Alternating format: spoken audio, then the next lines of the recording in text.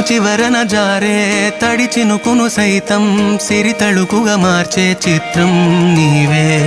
కలతగ పొలమారే ఎదమంటల గ్రీష్మం సులువుగా మరిపించే మంత్రం నీదే. నువ్వంటే నా సొంతమంటూ పలికింది మమకారం, ఆ మాట కాదంటూ దూరం నిలిపింది అహంకారం.